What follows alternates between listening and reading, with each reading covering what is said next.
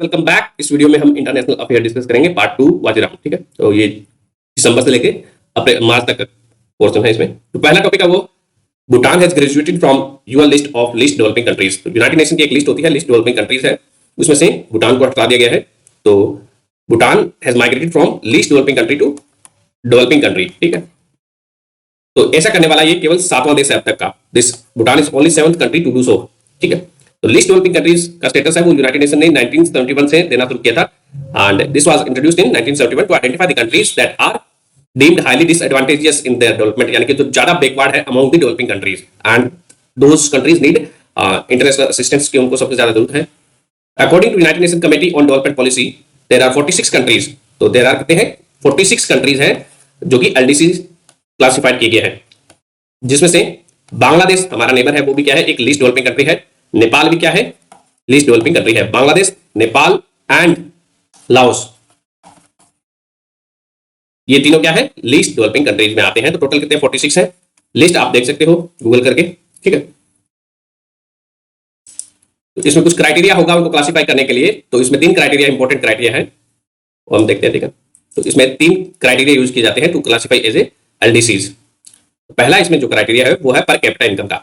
ठीक है, पर कैपिटा इनकम। दूसरा इसमें क्राइटेरिया है वो लिया गया है human asset index. Human asset index में ये लोग क्या इंक्लूड करते हैं? उस देश का कैसा न्यूट्रिशन लेवल है लोगों का, हेल्थ लोगों की कैसी है, स्कूल एनरोलमेंट कितना है लोगों का, लिटरेसी, इन सबको कंबाइन करके के ह्यूमन एसेट इंडेक्स निकाला जाता है। ठीक है, तीसरा है एक इकोनॉमिक इंडेक्स निकाला जाता है, economic vulnerability index. Third is economic vulnerability index. तो इन तीनों के आधार पर क्या है? किसी देश को एलडीसी का स्टेटस दिया जाता है। इन 3 में से यदि 2 को भी फुलफिल करता है, 2 आउट ऑफ 3 इज मैट, इनमें से 2 क्राइटेरिया भी मेट करते हैं, तब इसको एलडीसी का स्टेटस दे दिया जाता है। तो इन क्राइटेरिया में आगे है क्या हम देखते हैं। ठीक है, तो इन क्राइटेरिया में यदि किसी देश की पहला इनकम क्राइटेरिया है, तो इनकम में क्या देखते हैं? Gross national income per capita देखते हैं। ठीक है, उसकी जो कंट्री की gross national income per capita है वो $1018 से कम है, $1018 से कम है, तो वो लीस्ट डेवलपिंग कंट्री माना जाएगा। इतनी या फिर इससे कम है तब उसको लीस्ट डेवलपिंग कंट्री माना जाएगा। ठीक है, दूसरा इसमें जो क्राइटेरिया है human asset index, human asset index में उसका कितना स्कोर है? 60। तो इंक्लूजन इसमें कितना है? 60 है, 60 से। देन तीसरा है वल्नरेबिलिटी इंडेक्स। तो इकोनॉमिक वल्नरेबिलिटी इंडेक्स उसका कितना है? उस पे जो स्कोर होना चाहिए वो कितना होना चाहिए? 36। ठीक है, तो इकोनॉमिक वल्नरेबिलिटी इंडेक्स पे 36 है, ह्यूमन एसेट इंडेक्स पे 60 है, और जीएनआई पर कैपिटा जिसका $1018 से कम है। तो इन तीनों में से यदि कोई 2 क्राइटेरिया भी फुलफिल हो रहे हैं तो उस कंट्री को 2 out of 3 is fulfilled, then it is classified as a least developing country, को उसको क्लासिफाई कर दिया जाता है। ठीक है, ये लिस्ट डेवलपिंग क्राइटेरिया परमानेंट नहीं होता है, इनको हर 3 साल बाद रिव्यू किया जाता है। इनका ट्राई एनुअल रिव्यू होता है एवरी 3 ईयर। कौन करता है? सीडीपी इसका रिव्यू करती है। United nation committee on development policy है वो, उसको 3 साल बाद रिव्यू की जाती है। ठीक है, तो 3 साल बाद रिव्यू किया जाता है। 2 कॉन्जुगेटिव रिव्यू, यानी कि 6 साल में, लगातार 6 साल में यदि ये क्राइटेरिया फिल हो रहे हैं तभी उसको क्या है? आउट ऑफ एलडीसी माना जाएगा। ठीक है, तो उसमें आउट ऑफ एलडीसी कब माना जाएगा? जब 2 criteria are fulfilled for 2 conjugative triennial review of UNCDP. ठीक है, तो भूटान ने ये क्राइटेरिया फुलफिल कर दिया है, इसलिए Bhutan is no longer a LDC country.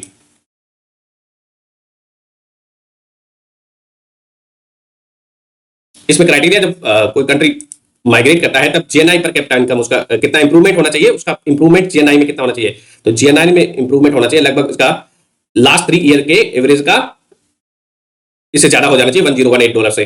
दूसरा है उसमें 20% इसका इनकम इंप्रूवमेंट होना चाहिए, इनकम में 20% इंक्रीज होना चाहिए। एसेट इंडेक्स का जो स्कोर है वो उसका 10% इंक्रीज होना चाहिए, एसेट इंडेक्स वाला।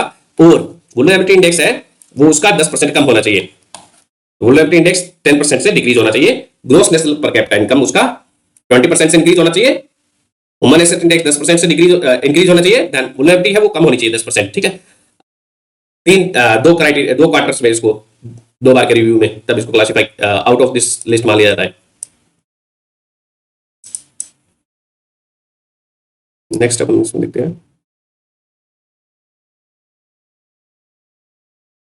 Every 3 year, CDP review the list of LDCs के रिव्यू किया जाता है। It is based upon a rigorous assessment. It makes recommendation to the inclusion.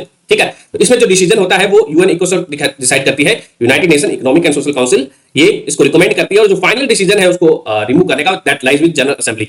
तो फाइनल जो है वो पार्लियामेंट होती है, वैसे ही जनरल असेंबली उसको पास कर देती है। तो जनरल असेंबली उसको पास कर देगी, तब उसको वो मान लिया जाएगा, ठीक है। परंतु उसको रिकमेंड कैसे करती है, जो कैबिनेट रिकमेंड कर देती है, उसी तरह से क्या है यूएन इकोसॉक रिकमेंड करती है। और कैबिनेट से पहले क्या है उसका डिसीजन होता है, वो कमिटीज वगैरह रिकमेंड करती है। तो कमिटीज की तरह इसमें सीडीपी है, ठीक है। And a country must exceed threshold on 2 of the 3 criteria for at 2 consecutive triennial review, तब इसको इस लिस्ट से ग्रेजुएटेड माना जाता है, ठीक है। इसके कुछ फायदे हैं एलडीसी टेक के। यदि कोई कंट्री एलडीसी होगा तो उसको ज्यादा कुछ रिलैक्सेशन दिए गए हैं। LDC list is a mean to giving strong signal to international community, किसको ज्यादा जरूरत है, ठीक है। तो इसमें ग्रांट्स वगैरह हैं, ग्रांट्स है, लोन है, उनमें कंसेशन दिया जाता है। स्पेशल ट्रेड कंसेशन मिलते हैं, लाइक प्रेफरेंशियल मार्केट एक्सेस मिलती है एलडीसी कंट्रीज को। टेक्निकल सपोर्ट भी मिलता है international organization like IMF, WTO, world bank.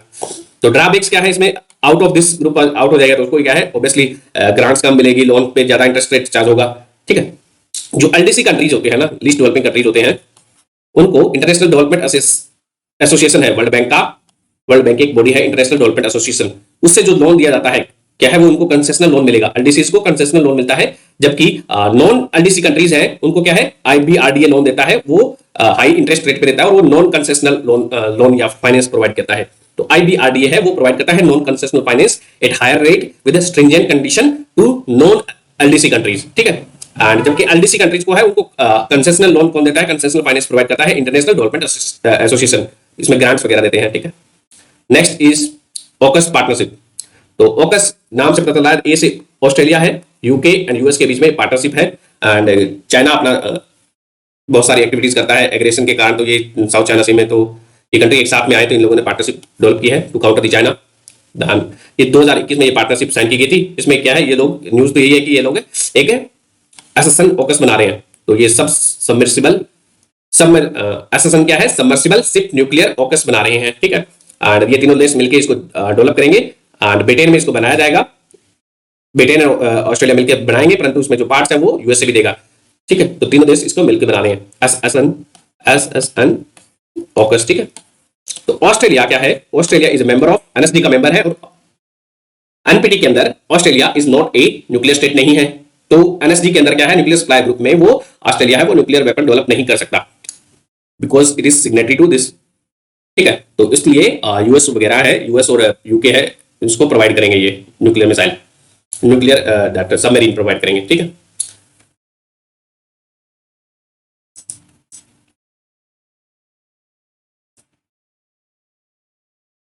तो इसमें हम और देखते हैं साइन ऑकस को, तो सितंबर 2021 में साइन किया गया था, ट्राइलेटरल कोऑपरेशन है, इसके बारे में हम देख लिया है, ठीक है। नेक्स्ट इसका जो ठीक है देन,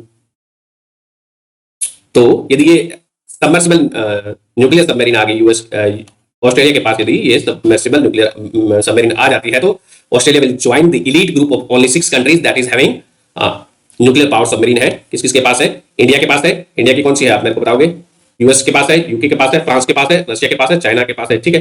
5 तो ये कंट्री होगी प्लस 6 कौन सा हो जाएगा, ऑस्ट्रेलिया, ठीक है। यदि इसको ज्वाइन कर ले, यदि ये बन जाएगी, तब 2030 तक ये डेवलप हो जाएगी SSN AUKUS nuclear submarine. Next is India Bangladesh friendship pipeline. तो इसका अभी प्राइम मिनिस्टर मोदी ने उद्घाटन किया था, ठीक है। तो ये एक 131.5 किलोमीटर लॉन्ग पाइपलाइन है, जो कि इंडिया से डीजल भेजा जाएगा इसमें, ठीक है। तो ये कहां से शुरू होगा, तो इसको बनाया जा रहा है, ये 131 किलोमीटर पाइपलाइन है, 131.5 किलोमीटर की लंबी पाइपलाइन है, ठीक है, जिसमें से 5 किलोमीटर इंडिया में होगी ये, ठीक है, 5 किलोमीटर विद इन इंडिया है, बाकी की 126.5 किलोमीटर है वो बांग्लादेश में है, ठीक है। तो इंडिया में ये सिलीगुड़ी से लेके सिलीगुड़ी इन नॉर्थ बंगाल टू पर्वतीपुर इन बांग्लादेश, यहां तक इसका एक्सटेंशन होगा। ये मैप में आप देखोगे तो सिलीगुड़ी यहां पे लोकेटेड है, तो सिलीगुड़ी से लेके ये पर्वतीपुर तक जाएगी यहां पे। तो पर्वतीपुर है वो लाई करता है बांग्लादेश के, ये दिनाजपुर प्रोविंस में लाई करता है। तो दिनाजपुर प्रोविंस कहां पे है, बांग्लादेश में है, तो यहां पे पर्वतीपुर लोकेटेड है, तो यहां तक ये पाइपलाइन बिछाई जाएगी। इसे क्या ट्रांसफर किया जाएगा, डीजल भेजा जाएगा। कहां से भेजा जाएगा, तो असम में एक भारत की क्या है रिफाइनरी है, नुमलीगढ़ रिफाइनरी। नुमलीगढ़ रिफाइनरी की एक रिटेल शॉप है, आप कह सकते हो कि रिटेल शॉप है या फिर सेलिंग पॉइंट है, कहां पे, सिलीगुड़ी है। तो नुमलीगढ़ रिफाइनरी से तेल पहले यहां पे आता है सिलीगुड़ी से, फिर सिलीगुड़ी से यहां पर इसको भेजा जाएगा पाइप के द्वारा, ठीक। तो इंडिया इसके लिए ग्रांट भी दे रहा है इस पाइपलाइन के लिए। बाकी आप पद्मा ब्रिज के बारे में पढ़ लेना, हमने पिछले वाले वीडियो में पढ़ा हुआ है सब कुछ। तो इसमें जो कैपेसिटी कितनी होगी, 1 मिलियन टन की कैपेसिटी होगी। हाई स्पीड डीजल इसमें ट्रांसफर किया जाएगा from Numaligarh refinery in Assam to Bangladesh के जो है बांग्लादेश पेट्रोलियम कॉर्पोरेशन का जो पार्वतीपुर डिपो है वहां पे इसको भेजा जाएगा। ठीक है, नेक्स्ट इज यूएस बना रहा है, US space force establishes first foreign command in south Korea. US ने अपना फर्स्ट फॉरेन कमांड एस्टेब्लिश किया है स्पेस फोर्स की। तो यूएस ने अनाउंस किया था 2017 में स्पेस फोर्स बना, 2019 में अनाउंस किया था। ठीक है, ट्रंप ने अनाउंस किया था कि यूएस स्पेस फोर्स बनाई जाएगी, तो यूएस ने अपना एक स्पेशल स्पेस फोर्स बनाया है। चाइना ने भी बना रखा है। ठीक है, तो ये स्पेस फोर्स स्पेस सिक्योरिटी के लिए करते हैं। स्पेस सिक्योरिटी क्या होती है, जो हमारे सैटेलाइट्स वगैरह है उनको ये देखने का काम करेगी, उनको प्रोटेक्शन का काम करेगी, कोई उड़ाना दे उनको। ठीक है, तो इंडिया की कोई डिक्लेयर्ड स्पेस सिक्योरिटी पॉलिसी नहीं है। India do not have a declared space security policy. ठीक है, हमने 2019 में इंडिया ने 2019 में मिशन शक्ति किया था, मिशन शक्ति एग्जीक्यूट किया था। मिशन शक्ति के अंदर क्या किया था, मिशन शक्ति वाज एंटी सैटेलाइट मिशन था। ये एंटी सैटेलाइट मिशन था जिसमें हमने एक लो अर्थ ऑर्बिट पे कोई भी सैटेलाइट घूम रहा था उसको उड़ाया गया था। ठीक है, इसरो के द्वारा रॉकेट भेज के, यहां से अर्थ से रॉकेट भेज के उस सैटेलाइट को डिस्ट्रॉय किया गया था। एंड अभी रिसेंटली क्या है, मेगाट्रॉपिक्स को भी री एंट्री कराया गया है, तो उसको भी डिस्ट्रॉय किया गया है। तो मेगाट्रॉपिक्स क्या था, ये इंडिया और फ्रांस ने एक लॉन्च किया था पहले 2012-13 में, उसको वापस से डिस्ट्रॉय किया गया था। ठीक है, इंडिया है वो एक डिफेंस स्पेस रिसर्च एजेंसी बनाएगा, तो गवर्नमेंट ने अप्रूवल दे दिया है डिफेंस स्पेस रिसर्च एजेंसी बनाने के लिए। ठीक है, एंड इसके अलावा इंडिया ने इंड स्पेस EX है, ये वार गेम कंडक्ट कराए थे। तो ये it is kind of space situational awareness exercise थी, ताकि हम अवेयर हो सके कि स्पेस में क्या क्या खतरे हैं हमारे को। नेक्स्ट इज इंडिया ने साइन किया है migration and mobility agreement. India है sign comprehensive migration and mobility partnership agreement. कौन से कंट्री के साथ साइन किया है, ऑस्ट्रिया के साथ साइन किया है। ऑस्ट्रिया है, ऑस्ट्रिया नॉट ऑस्ट्रेलिया। ठीक है, तो ये ऑस्ट्रिया के साथ साइन किया है, याद रखना है, comprehensive migration and mobility partnership agreement with Austria. ठीक है, देन EU ने अडॉप्ट किया है global minimum 15% tax rate on big business. Big business पे EU क्या है 15% ग्लोबल मिनिमम टैक्स रेट लगाएगा। तो ये पार्ट है OECD का, जो OECD का जो 2 पिलर प्लान है टैक्सेशन का, 2 पिलर प्लान। तो जो बड़ी कंपनीज होती हैं जो कि डेवलपिंग कंट्री जैसे कि फेसबुक वगैरह है, वो भारत से ऑपरेट कर रही है, भारत के यूजर्स उसका मेन डेटाबेस है, तो वहां से वो हमारी डेटा से वो कमा रही है और हमको वो कम टैक्स पे करती है। ठीक है, तो टैक्स कभी कई बार ऐसी कंपनियां होती है वो पे ही नहीं करती है जिस देश में वो ऑपरेट कर रही होती है। तो इसके लिए इसको लाया गया था OECD 2 टैक्स प्लान को, कि जिस कंट्री में ऑपरेट कर रही हैं कंपनीज है उस कंट्री में वो लोग कुछ पे करें। ठीक है, आपको पता ही होगा इसके बारे में, हमने पहले पढ़ रखा है, इकोनॉमी वाले सेक्शन में अच्छे से कवर किया हुआ है इसको। तो global tax deal agreed by OECD। तो उसके 2 पिलर हैं। पिलर 1 में क्या है, pillar 1 is for distribution of profit generated by the large company to the domestic market where they are actually making their sale, जहां पे ऑपरेट कर रही है। ठीक है, एंड इसमें कौन सा आता है, ए क्वार्टर ऑफ एनी प्रॉफिट, यानी कि 1/4 of any profit they make above the 10% threshold will be reallocated to these countries where they are earning and tax there। ठीक है, देन सेकंड पिलर में क्या है, सेकंड पिलर है इसका ग्लोबल मिनिमम टैक्स रेट है, उनका कम से कम 15% उस पे क्या है टैक्स रेट लगाया जाएगा इन कंपनीज पे। And this global minimum tax rate है वो ऑपरेट करना स्टार्ट हो गया है, इट इज कॉर्पोरेट्स पे 2013 से ये लगना स्टार्ट हो गया है, 1 अप्रैल से आई थिंक सो।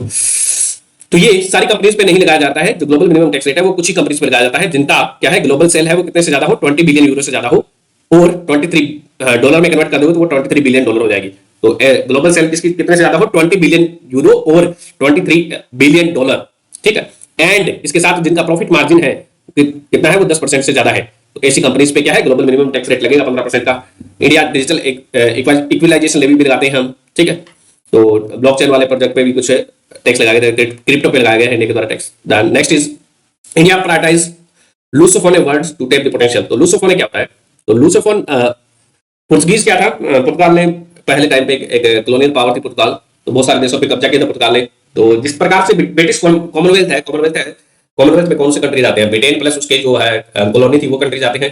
तो उसी तरह से क्या है पुर्तगाल और उसके जो कॉलोनीज है उनका एक ग्रुप बनाया गया है। ठीक है, एंड तो लूसोफोन कंट्रीज उनको बोला जाता है जिनमें क्या है, जिनकी लैंग्वेज क्या है पुर्तगीज है, and they were earlier colonised by Portugal. ठीक है, तो these are Lusophone refer to the Lusophone word are those countries that are speaking Portuguese as their official language and were colonized by Portugal। ठीक है, Lusophone word is comprised of 9 countries। इसमें कितने countries आते हैं Lusophone word में, 9 देश आते हैं, 9 देश या फिर रीजन्स, 9 कंट्री या फिर रीजन्स, या फिर इसमें आइलैंड भी हो सकते हैं। ठीक है, एंड इन लोगों ने अपनी एक कम्युनिटी बना रखी है जिसका नाम क्या है कम्युनिटी फॉर, जैसे कॉमनवेल्थ है उसी तरह से इनके क्या है 9 कंट्रीज की एक community for Portuguese language countries बनाया गया है इनको। कॉमनवेल्थ इसका नाम क्या रहेगा, community for Portuguese language countries. ठीक है, तो इसमें इसको बनाया गया था community for Portuguese language countries. It was formed इन 1996, 1996 में इसको बनाया गया है। इसका हेडक्वार्टर कहां पे है, लिस्बन पुर्तगाल में ही होगा। ठीक है, इसमें कंट्रीज कौन कौन से आप देख लीजिएगा अच्छे से। दैन पुर्तगाल कंट्रीज, इसमें हम देखें तो community for Portuguese language countries में है, पुर्तगाल है, अंगोला है, ब्राजील है, केबो वर्डे या फिर Cape Verde, then Guinea Bissau, Mozambique, Sao Tome, Principe were the founding member. इसके अलावा इसमें टेमूर लिस्टे और ईस्ट माइनर एंड इक्वेटोरियल गिनी इसके मेंबर है। ये सारे इसके मेंबर है कौन कौन से, Portugal, Angola, Brazil, Cape Verde, Guinea Bissau, Mozambique, Sao Tome, Principe, East Timor and Equatorial Guinea. ठीक है, इंडिया इसका ऑब्जर्वर है, एसोसिएट ऑब्जर्वर है इसका। India is associate observer from 2021, तो यानी कि 1-2 साल पहले हम इसके एसोसिएट ऑब्जर्वर बने हैं, मेंबर नहीं है। अभी भी क्या है, हम इसके एसोसिएट ऑब्जर्वर हैं। ठीक है, एंड इस कंट्रीज में एनी सिग्निफिकेंट, इसका significant achievement is that these 9 countries जो पुर्तगाल स्पीकिंग बोले वो अलाउ करते हैं लोगों का एक दूसरे पे मूवमेंट को। They allow cross border movement of their citizen for any purpose and issue residency permit issue करते हैं अपने सिटीजन को। ठीक है, देन इंडिया में वास्को डी गामा आया था 1498 में, 1498 में।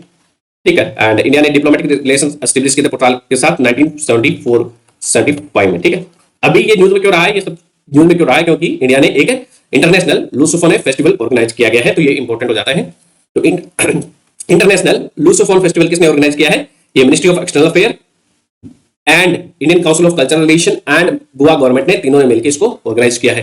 तो international Lusophone festival is organised by ministry of external affair, Indian council for cultural relation and government of Goa. इन 3 बॉडीज ने मिलकर इसको ऑर्गेनाइज किया है। With this festival India has expressed its intention to engage with the new geopolitical grouping the Lusophone, और पुर्तगीज grouping country के साथ हम एंगेज करना चाहते हैं। ठीक है, नेक्स्ट इज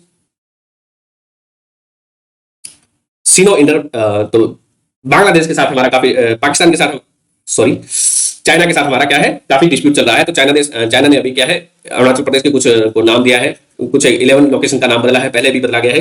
तो ये चाइना ट्वांग सेक्टर में डिस्प्यूट चल रहा है हमारा चाइना के साथ में। ठीक है, तो चाइना के साथ जो हमारी बॉर्डर है उसको 3 कैटेगरी में क्लासिफाई किया जाता है, eastern sector, western sector and central sector. Eastern sector में आता है 19,000 का 19,000 स्क्वायर किलोमीटर का एरिया आता है, जो कि अरुणाचल प्रदेश का जनरली क्लासिफाई किया जाता है।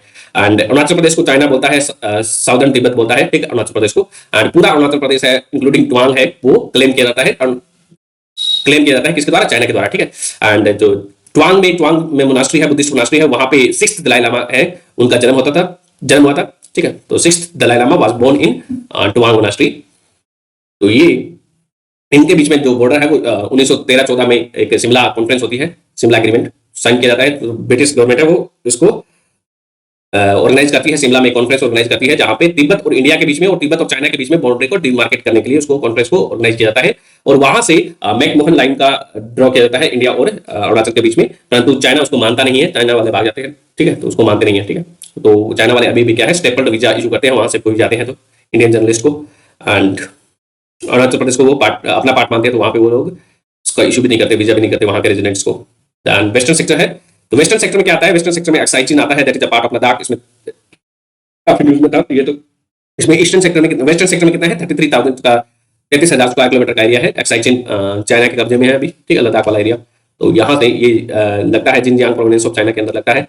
तीसरा आता है सेंट्रल और मिडिल सेक्टर। तो सेंट्रल और मिडिल सेक्टर है वो जापान के साथ, नेपाल के साथ कोइंसाइड करता है, तो यहाँ पे लगभग शांति है। तो लगभग ये कितने हैं, 2,000 स्क्वायर किलोमीटर का एरिया है, ठीक है, नेपाल के साथ। तो इसको रिजोल्व करने के लिए हमने क्या है, बहुत सारे पैक्ट भी साइन किए हैं। 1993 में हमने साइन किया था।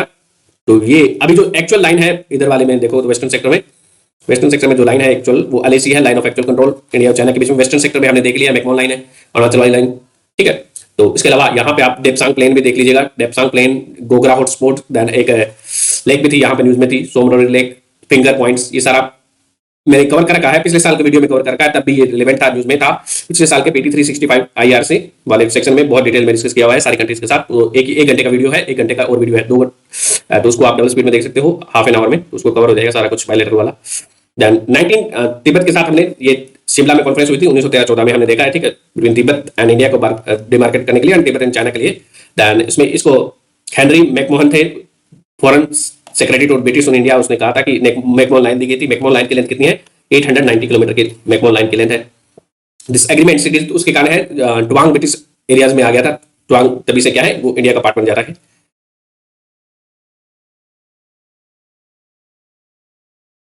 तो फिर हमने चाइना और इंडिया ने बॉर्डर को रिजोल्व करने के लिए बहुत सारे स्टेप लिए हैं। तो 1993 में चाइना और इंडिया ने साइन किया था क्या, मेंटेन एक पैक्ट साइन किया गया था, pact for maintaining of peace and tranquillity along LAC line of actual.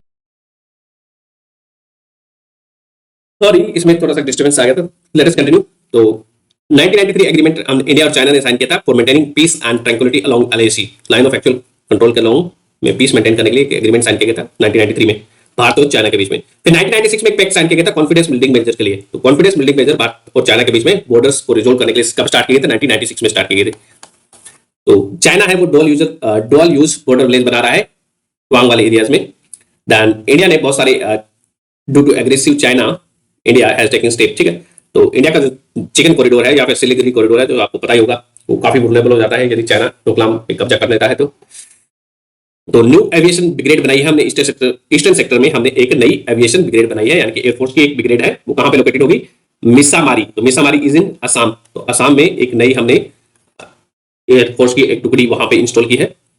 तो it located near to Tezpur Assam में, उसके पास में है मिसामारी में, ठीक है। इसके अलावा हमने एक राफेल की स्क्वाड्रन इंस्टॉल की है हसीमारा में। तो Hasimara is located at Sikkim, Bhutan और तिब्बत का टाई जंक्शन है, तो ये सिक्किम में लोकेटेड होगी, ठीक है। इसके अलावा हमने एयरबेस बनाई है तेजपुर असम में, छबुआ में आकाश एयर मिसाइल को भी डिप्लॉय किया है। Next topic is India Central Asia meeting हुई। India Central Asia meeting of NSA. तो इंडिया और सेंट्रल एशिया कंट्रीज के एनएसए की मीटिंग हुई थी। नेशनल सिक्योरिटी एडवाइजर है इंडिया का कौन है? अजित डोभाल है। तो उनके बीच में ये मीटिंग हुई थी। तो ये फॉलोअप मीटिंग थी, वहां पे अफगानिस्तान के बारे में डिस्कस किया गया मेनली। तो India Central Asia virtual summit हुआ था 2022 में, उसकी फॉलोअप मीटिंग है। तो इंडिया इसके सेंट्रल एशियन कंट्री के साथ डिप्लोमेटिक रिलेशन सुधारने की कोशिश कर रहा है। 30th एनिवर्सरी होगी अभी diplomatic relationship between India and central Asian countries के बीच में, ठीक है। तो सेंट्रल एशियन कंट्रीज से कौन कौन से हैं? कजाकिस्तान है, किर्गिस्तान, तजाकिस्तान, तुर्कमेनिस्तान, उज्बेकिस्तान, ये सारे क्या है? एससीओ के भी मेंबर है, ठीक है। तो इसके बारे में और आप पढ़ सकते हो, इसमें कुछ नहीं दिया हुआ है। Next is Croatia has become fully integrated EU member. Croatia ने ईयू को ज्वाइन कर लिया था कब? 2013 में इसको ज्वाइन किया था, कंट्री ज्वाइन, परंतु ये अभी फुली इंटीग्रेट हो गया है क्योंकि इसने शेंजन एरिया ज्वाइन कर लिया है एंड यूरोजोन ज्वाइन कर लिया है। यूरोजोन क्या होता है? यूरोजोन में वो कंट्रीज आते हैं जिनकी जो है करेंसी क्या है? यूरो है। वो कंट्री जिनकी करेंसी क्या है? यूरो है। एंड तो ये यूरोजोन क्या है? एक ज्योग्राफिकल एंड इकोनॉमिक रीजन है जिनकी करेंसी यूरो है। एंड सिंस इन सभी कंट्री की एक ही करेंसी है, तो इनके लिए मॉनेटरी पॉलिसी भी एक ही बैंक डिसाइड करेगा। तो उसका बैंक का नाम क्या है? यूरोपियन सेंट्रल बैंक है। यूरोपियन सेंट्रल बैंक है, यूरोजोन के मेंबर कंट्रीज की मॉनेटरी पॉलिसी को डिसाइड करता है, ठीक है। तो यूरोजोन में कितने कंट्रीज हैं? 20 कंट्रीज हैं। कौन कौन से? क्रोएशिया ने इसको ज्वाइन कर लिया है, ठीक है, रिसेंटली। तो कितने हुए? 20, ठीक है।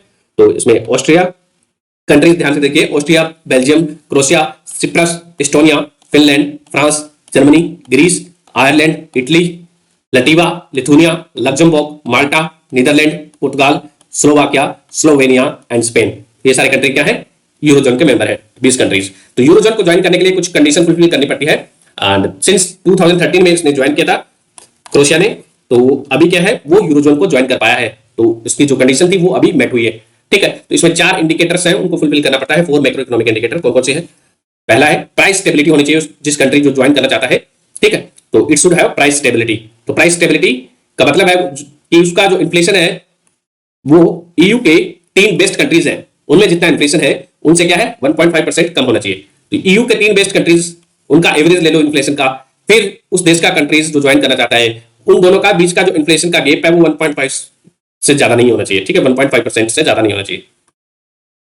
दूसरा है साउंड एंड सस्टेनेबल फाइनेंस। उस कंट्री का जो कंट्री ज्वाइन करना चाहता है, फॉर एग्जांपल क्रोएशिया ने ज्वाइन किया है, तो क्रोएशिया का बजट डेफिसिट है वो 3% से कम होना चाहिए, ठीक है। बजट डेफिसिट कितने होना चाहिए? 3% से कम होना चाहिए। और क्रोएशिया का जो पब्लिक डेब्ट है वो 60% ऑफ क्रोएशिया की जीडीपी है उससे कम होना चाहिए। Should be less than 60% of GDP public डेब्ट। तीसरा इसमें जो कंडीशन है वो इंटरेस्ट रेट से रिलेटेड है। तो ड्यूरेबिलिटी ऑफ कन्वर्जेंस, पहला है हमने देखा, पहला प्राइस स्टेबिलिटी है, दूसरा sound and sustainable public finance है, तीसरा ड्यूरेबिलिटी ऑफ कन्वर्जेंस है। कन्वर्जेंस को ये लोग मेजर करते हैं इंटरेस्ट रेट में, ठीक है। तो इसमें जो इंटरेस्ट रेट है वो 2% से ज्यादा नहीं होनी चाहिए। लॉन्ग टर्म इंटरेस्ट रेट है वो 2% से ज्यादा नहीं होनी चाहिए। अब वो 3 बेस्ट कंट्रीज में जितनी इंटरेस्ट रेट है उनसे 2% से ज्यादा नहीं होनी चाहिए, ठीक है। Fourth is exchange rate stability. तो उस कंट्री का जो एक्सचेंज रेट है वो स्टेबल होना चाहिए, ठीक है। तो एक्सचेंज रेट मैकेनिज्म होता है इसका ईयू का, उसमें वो ज्वाइन करना चाहिए। सेकंड फॉर एटलीस्ट 2 ईयर के लिए उसको ज्वाइन करना चाहिए, और उसमें क्या है वो आसानी से उसमें कुछ डिफिकल्टी ना आए उस एक्सचेंज रेट मैकेनिज्म को ज्वाइन करने के बाद में उस कंट्री में। तब ये चारों कंडीशन फुलफिल कर ली जाती है किसी कंट्री के द्वारा, तो वो यूरोजोन का मेंबर बनने के काबिल हो जाता है, ठीक है। Next is Schengen area. तो शेंजन एरिया क्या होता है? इसमें 27 कंट्रीज हैं। इन कंट्रीज में क्या है? बिना पासपोर्ट के एक कंट्री से दूसरे कंट्री घूम सकते हैं, ठीक है। तो it allow passport free travel. इसमें कितने कंट्रीज हैं? 27 कंट्रीज, 27 में से 23 कंट्रीज आर ईयू के मेंबर है, ठीक है। बाकी इसमें 4 कंट्रीज हैं, वो किसके मेंबर है? यूरोपियन फ्री ट्रेड एसोसिएशन के मेंबर है, यूरोपियन फ्री ट्रेड एसोसिएशन के मेंबर है। कौन कौन से कंट्रीज? 4 कंट्रीज में नीचे दिए हुए हैं, देखो, Iceland, Liechtenstein, Norway and Switzerland. 4 countries, Iceland, Liechtenstein, Norway and Switzerland क्या है? यूरोपियन फ्री ट्रेड एसोसिएशन के मेंबर है। ये 4 कंट्री क्या है? ईयू के मेंबर नहीं है, परंतु इसके भी मेंबर है, यूरो इसके मेंबर है, किसके? सेंजन एरिया के, दे आर मेंबर, ठीक है। तो नेक्स्ट इज यूरोपियन यूनियन का डेटा एंड प्राइवेसी लॉ है, जिसका नाम क्या है? General data protection regulation. ये 2018 में यूरोपियन यूनियन ने लागू किया था। कोई भी कंपनीज ऑपरेट कर रही हैं यूरोपियन यूनियन में, तब उनको ये लॉ फॉलो करना पड़ता है। तो ईयू के जो सिटीजन हैं उनको डेटा कैसे प्रोसेस करना है वो उसमें बताया हुआ है, उससे रिलेटेड कैसे उनको प्रोसेस करना है, कैसे उनका यूज करना है। तो यदि इसमें इस कंट्री में एक ऐसा भी प्रोविजन है कि जो क्रॉस बॉर्डर केसेस है that are handled by data protection authority in countries where the company is based, तो जो कंपनी दिस देश में लोकेटेड है, तो वहां पे डेटा प्रोटेक्शन को इश्यू आ जाता है क्रॉस बॉर्डर डेटा का, तो वहां पे वो इश्यूज उसी कंट्रीज में हैंडल करना पड़ता है। तो आयरलैंड ने इसमें कुछ फाइन लगाया था अभी रिसेंटली, कुछ कंपनीज में मेटा पे लगाया था, इसलिए न्यूज में था। तो जनरल डेटा प्रोटेक्शन रेगुलेशन किससे रिलेटेड है? यूएस से रिलेटेड है। ये क्वेश्चन आ भी चुका है। तो it is a legal framework that set the guideline for collection and processing of personal information from individual of European union and it was approved in 2016 but did not go into effect in, तो ये effect में कब आता है? 2018 में आता है, ठीक है। तो इसके लिए एक यूरोपियन डेटा प्रोटेक्शन बोर्ड भी बनाया गया है, तो that oversees the regulatory action of data privacy across 27 nation bloc. तो यूरोपियन डेटा प्रोटेक्शन है बोर्ड है, वो उसको देखता है इंप्लीमेंटेशन को। Next is NOTAM, notice to air mission, notice to air mission. तो ये यूएस का है, पहले इतना याद रखना है कि नोटम इज ऑफ यूएस, ठीक है। तो कोई भी जैसे फ्लाइट होती है, तो फ्लाइट जाती है एयरप्लेन की, ठीक है, तब उसमें क्रू मेंबर्स होते हैं उसमें, तो उनकी जो डिटेल है वो एक नोटिस के द्वारा इन लोगों को दी जाती है। तो उसका नोटिस का नाम क्या है? नोटिस टू एयर मिशन है, उसको नोटम बोला जाता है यूएस का, ठीक है। तो ये होता क्या है? यूएस फेडरल एविएशन एडमिनिस्ट्रेशन है, वो एक एजेंसी है यूएस गवर्नमेंट की, जो is the largest transportation agency of US government that run A centralised notum system. कौन रन करता है? यूएस फेडरल एविएशन सिस्टम का है ये, ठीक है। तो इसके अनुसार नोटम क्या है? NOTAM is a notice containing information essential to the personal concerned with the flight operation but not known far enough in advance to be publicised by other means. तो इसमें पर्सनल की डिटेल होती है, crew members की detail होती है, तो इसको पहले से बताया नहीं जाता है लोगों को, ताकि सेफ्टी इश्यूज के कारण, ठीक है, किसी को किडनैप न कर ले कोई किसी को। देन प्रवासी भारतीय दिवस 2023, इसको अभी सेलिब्रेट किया गया था, कहाँ पे? इंदौर में इसको सेलिब्रेट किया गया है। कब सेलिब्रेट किया जाता है प्रवासी भारतीय दिवस, आप मेरे को बताओगे? अभी इसका 17th एडिशन हुआ है, ठीक है। इसकी थीम क्या रही है? Diaspora reliable partner for India's progress in Amritkaal. Theme क्या है?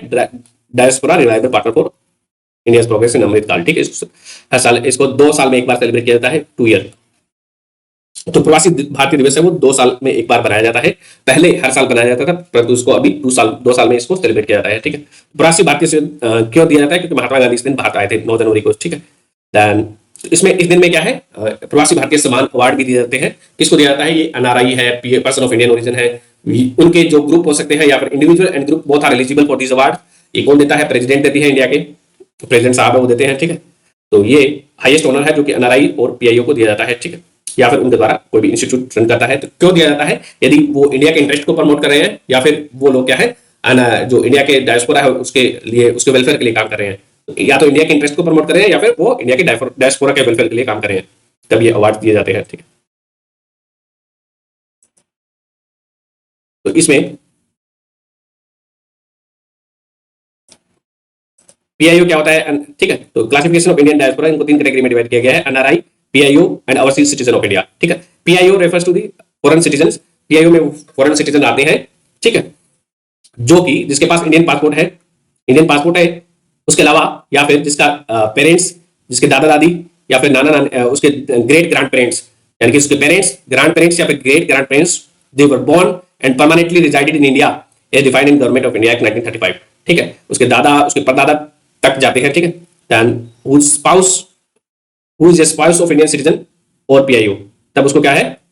पीआईओ माना जाता है, ठीक है। इन कंट्रीज को पीआईओ का स्टेटस नहीं दिया जाता है, इसको Pakistan, Afghanistan, Bangladesh, China, Iran, Bhutan, Sri Lanka and Nepal, in countries के सिटीजन को पीआईओ का स्टेटस नहीं दिया जाता है। इसमें इंडिया के सारे नेबर है, ईरान को छोड़ के, ठीक है। तो ईरान को इंक्लूड कर दोगे तो इसमें इंडिया के सारे नेबर्स को पीआईओ का स्टेटस नहीं दिया जाता है, देख सकते हो आप। भूटान को छोड़ के, भूटान को दिया जाता है, देन ईरान को नहीं दिया जाता है, ठीक है। नेपाल भी इसमें इंक्लूडेड है। Then overseas citizen of India, ये कैटेगरी बनाई गई थी 2006 में बनाई गई थी।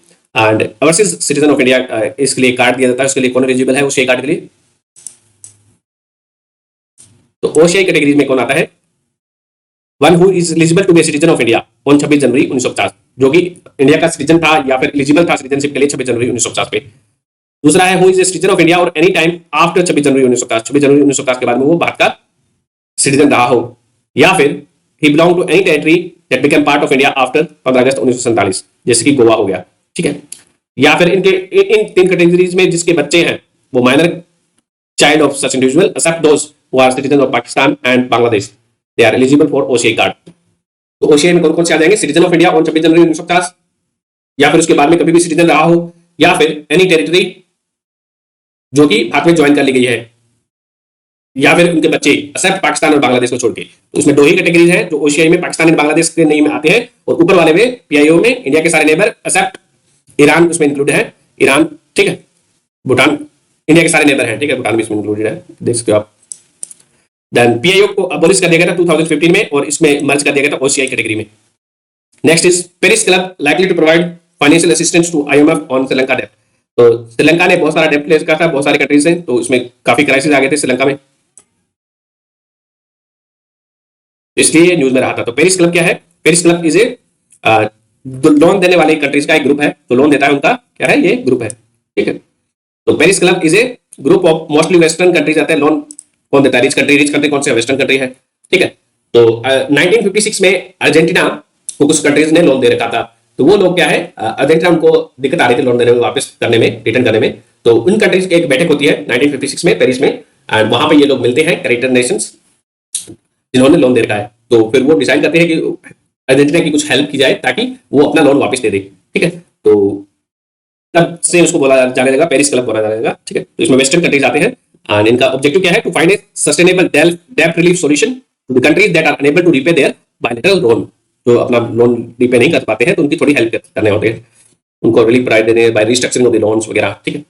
It is a forum where official creditor meet to provide payment, meet to solve the payment difficulties faced by debtor country. तो जिसने लोन ले रखा है उसकी कंट्री इश्यूज आ रहे हैं, उसको सोल्व करने के लिए ये लोग मिलते हैं। तो इसमें 22 कंट्रीज हैं। पेरिस क्लब में कितने कंट्रीज हैं? 22 कंट्रीज हैं। They all are member of OECD के मेंबर है, ओईसीडी के सारे मेंबर हैं, ठीक है।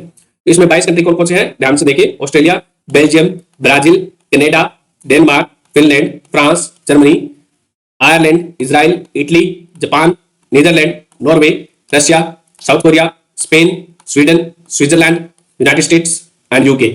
ये सारे कंट्री 22 कंट्री क्या है? सारे के सारे ओईसीडी के भी मेंबर है। तो ओईसीडी में टोटल कितने कंट्री है मेंबर है? ओईसीडी में टोटल 38 कंट्री है, जिसमें से 22 ये कंट्री है, ठीक है।